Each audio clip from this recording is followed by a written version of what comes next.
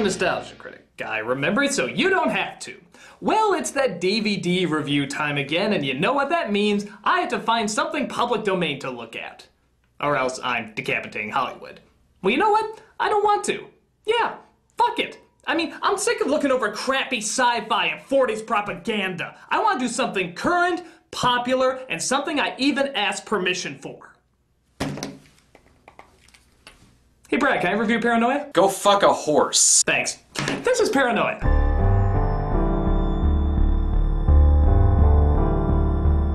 You ever wonder what would happen if the cinema snob turned into one of those pretentious filmmakers he makes fun of? The darkest recesses of my nightmares won't allow me to think about it, but luckily this film exists to show me what the outcome would be.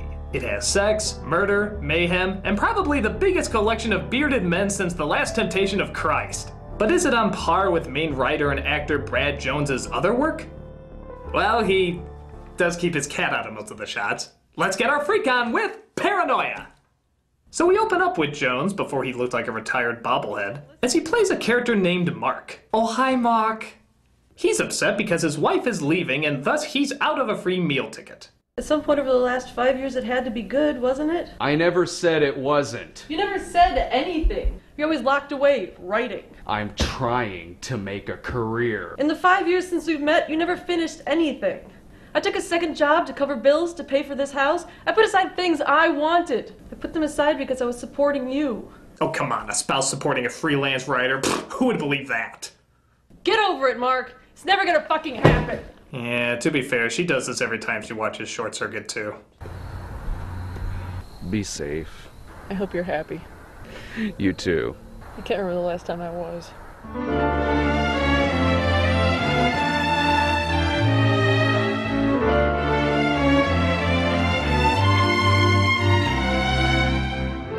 So while walking past a piece done by renowned deviant artist Harley Quinn fan 2617, Mark sits around pondering his life. What the fuck happened? Yeah, he's also wondering, if she's the one supporting me, then how come I'm the one staying at the really nice house?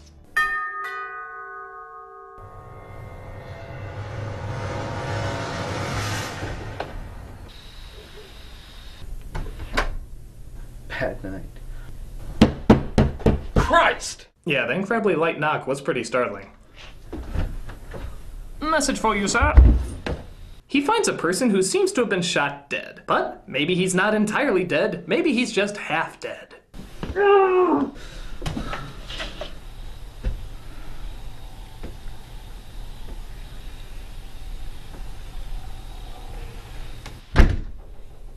that's better. And now back to the ground.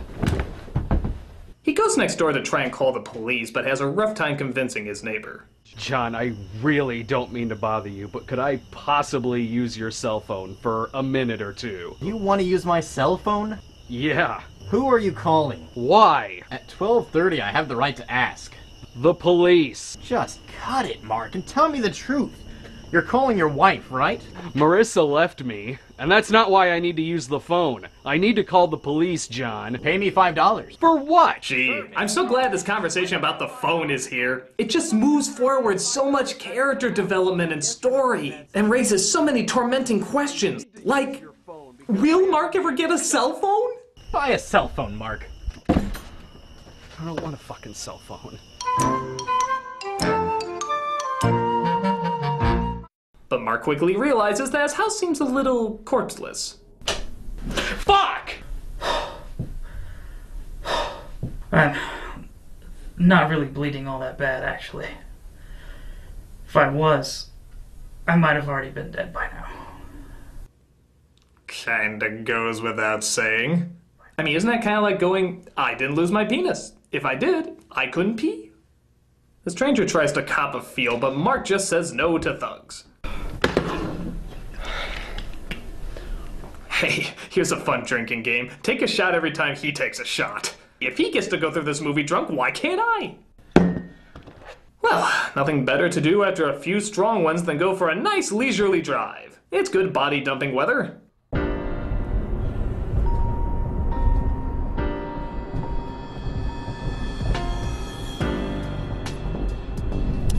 This is 373.5. Smooth smooth, soothing music for your homicidal, psychotic need. This one's for you, Mark, if you're listening. It's Paranoia, Paranoia, everybody's coming to get me. He gets pulled over by a police officer who, I swear to God, is the guy he just shot. Is that his doppelganger? You know your left taillight's out. Now, I won't write you a ticket this time, but you need to take that in, get that fixed ASAP. And by the way, have you seen my twin brother? He's a very eccentric Jehovah's Witness who has a strange way of converting people door to door. If you want to pop the trunk, I can take a look at it right now. Sometimes the cords just jiggle loose. No. I don't want to trouble you. I was planning on going to the service station anyway. I was thinking we could take care of it here, in Brainerd. He goes to a fix-it shop after he pulls the dead body into the front seat. That's less conspicuous. And he asks the guy to fix up the taillight. Keys? What? By the way, boys and girls, today's secret word is what or huh. Trust me, they're used all the time during this friggin' flick. What? What? What? Huh? What? What? What? Huh? What? What? What? Huh? He uses it more times than a deaf person. Your blood? No, it's the dead person I killed. Oh, I can't believe that question got me. What are the odds? Just hang in there, man. It's not like you're gonna die. Don't let things get to you.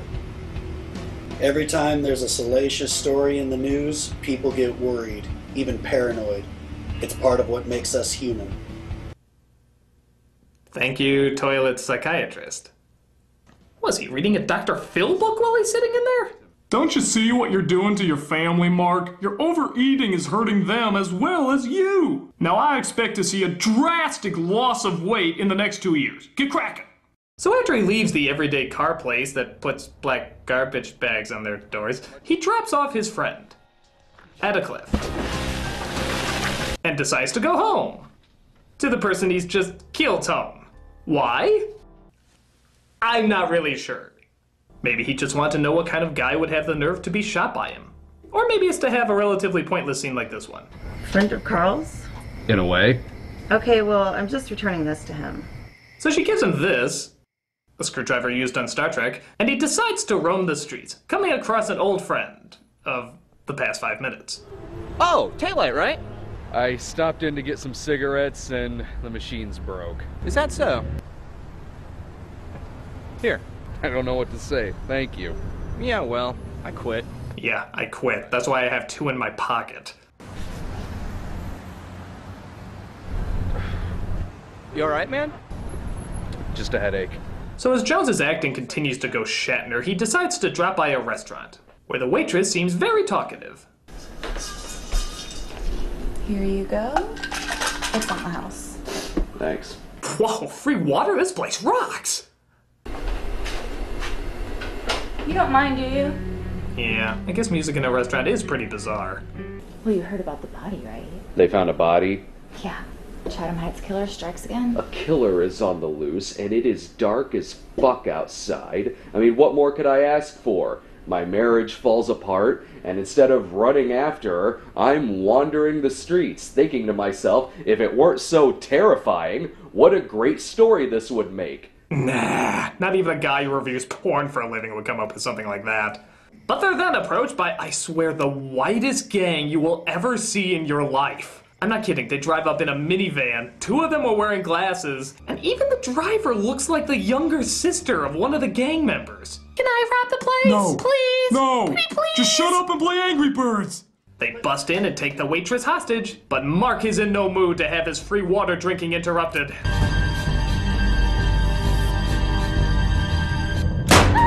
Hey, careful, those pellets hurt. Shit.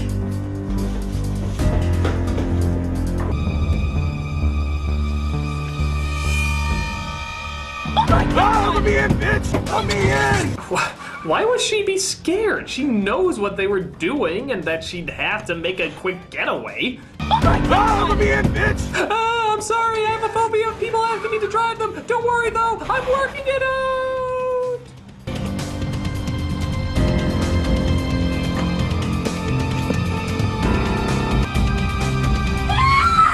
No! All they tried to do was kill me. Is that so bad?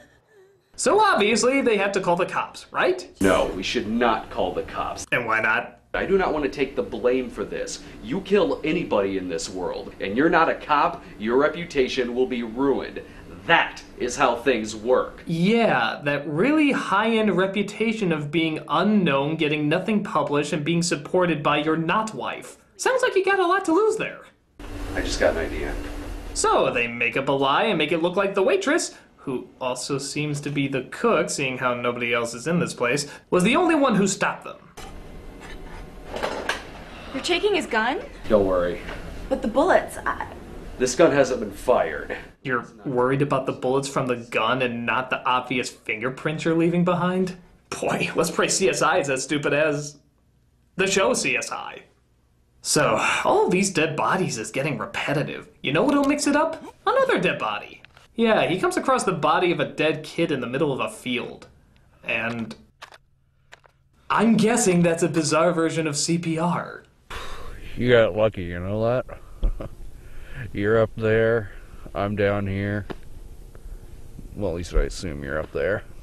You know, when I was a kid, I used to camp out at my grandma's house, just gazing up at the night sky, staring at the stars for hours. You know, it really says something when laying with the corpse of a dead kid is the heartwarming part of your movie. But to be fair, we get back to our more traditional fucked upness, when Mark seems to suddenly be in a dance club trying to discover if there's a way to make white dancing even more awkward. Could be a lucky night. Perhaps you'd like to take your pick. Variety is the nature of choice. Were those women just on standby for whenever he snapped? Alright ladies, you go flirt with the men at the bar, you go flirt with the men on the dance floor, you just wait in deafening silence until I snap my fingers. That means I'm about to sell you for sex. Yay!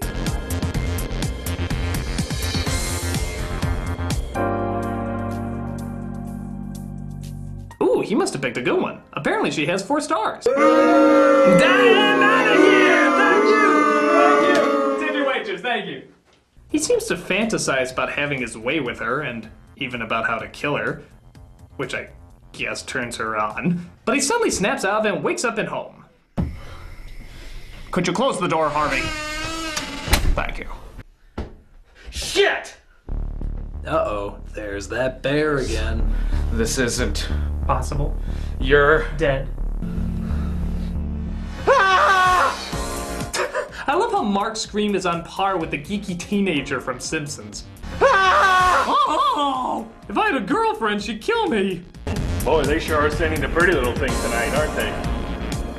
I'm sorry. So we see an alternate version of the scene we just saw. Hello.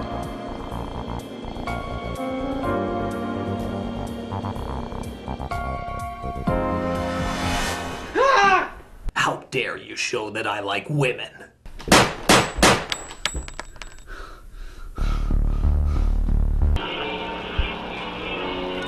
So he turns off the soundtrack, turns off the TV, he even turns off the doorbell.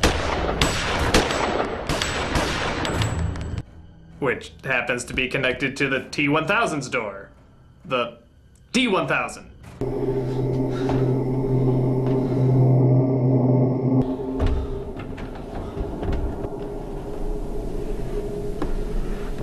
Boy, I'd love to know how they got a permit to film in this place. Look, Father, all we want to do is shoot a movie about a man who kills people, breaks into their houses, and sleeps with prostitutes. Now, if that's not doing the Lord's work, I don't know what is.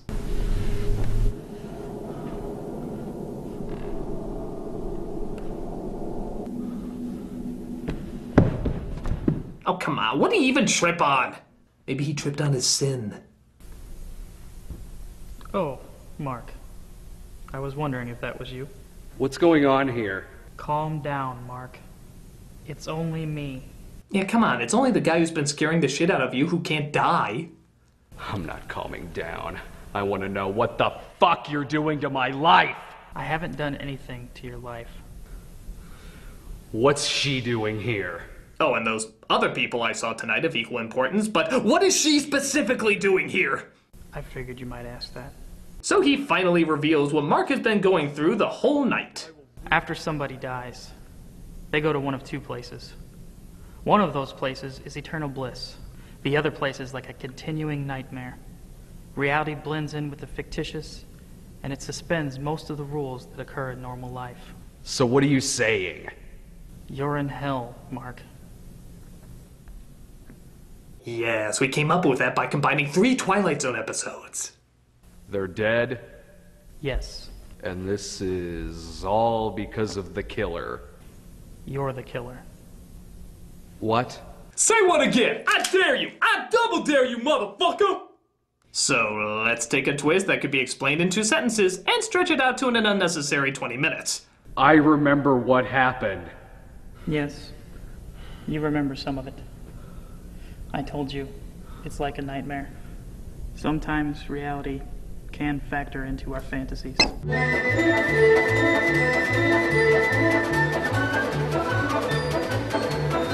So, just to clarify, he's been dead the whole time, the Earth is the planet of the apes, and he was always Tyler Durden. Oh, and demo reel was just the plot hole. Shut up. So it seems like Mark was the killer of all these people the whole time. For the first time in your life, you were in control of something. You felt a high, like nothing else you've ever felt before. Is it like the Pringles? Once you pop, you can't stop? Hey, I just killed my wife. Well, you know what they say, when in Rome, kill a bunch of random people. Yeah, that's the saying. I don't know how many times I've told you this already. How many times has this happened? I've lost count. You know, guys, there are pews. You could go sit in them. It's not like it's a full house here. Hell, even the dead people figure that one out. I'm just gonna leave. I'm just gonna walk up and go right out that fucking door. Mark! Ladies and gentlemen, your Paranoia players! Screwdriver Chick, Carrie Kelly, Bearded Man number 1, Cries at Anything, Bearded Man number 2, World's Whitest Gang Member, Brad's Ex, which I really shouldn't talk, Awkward Priest, and Sister Scary Eyes. Good night, everybody!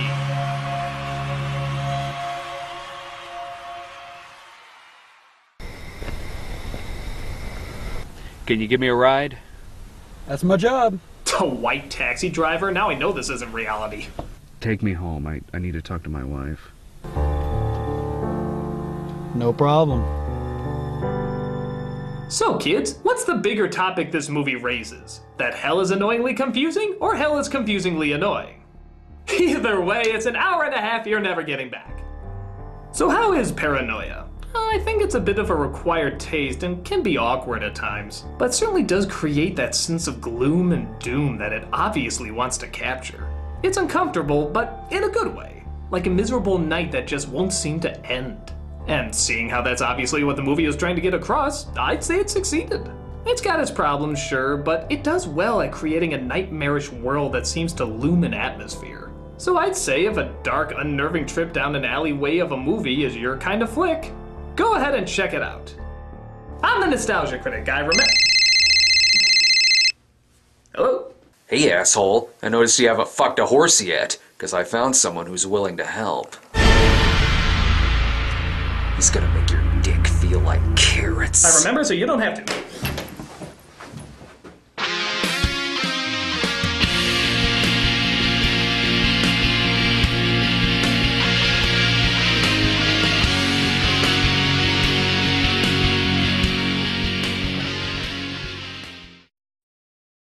What?